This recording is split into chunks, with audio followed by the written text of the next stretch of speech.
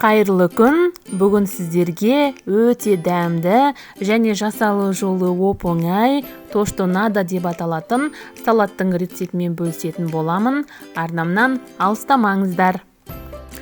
Жасалу жолы оп-оңай. Осы видеода көрсетілгендей шұжықты, яғни колбасаны, я болмаса оның орнына ветчина қолдансаңыздар да болады. Мен бұл видеода тауық еті қосылған колбасаны алдым. Енді бұл колбасаны көбіктап тураймыз. Қызанақты да көбіктап турап, оны сөлінен ажыратып қосамыз.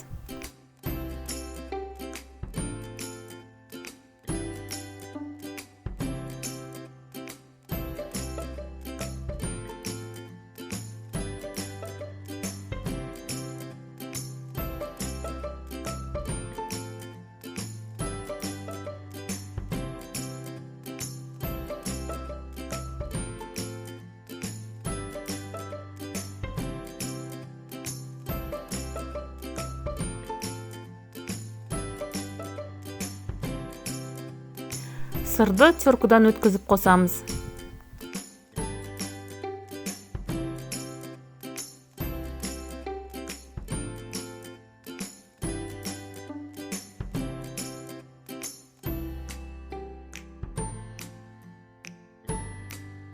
Одан кейін үстіне кирешке қосамыз. Я болмаса өздеріңіз қолдан чеснок қосылған сухари жасап қоссаңыздар да болады. Бірақ кирешкемен дәмдірек болып шығады. Ең соңында жұмыртқаны 4 бөлікке бөліп қосамыз. Және де үстіне майонез қосып араластырамыз.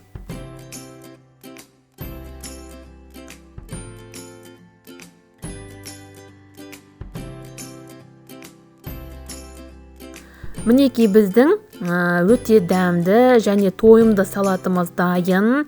Тез желініп қоятын салаттар қатарынан міндетті түрде жасап көріңіздер. Егер де осы рецептін сіздерге ұнаса, реакция қалдыруды ұмытпаңыздар. Келесі жүздескенше.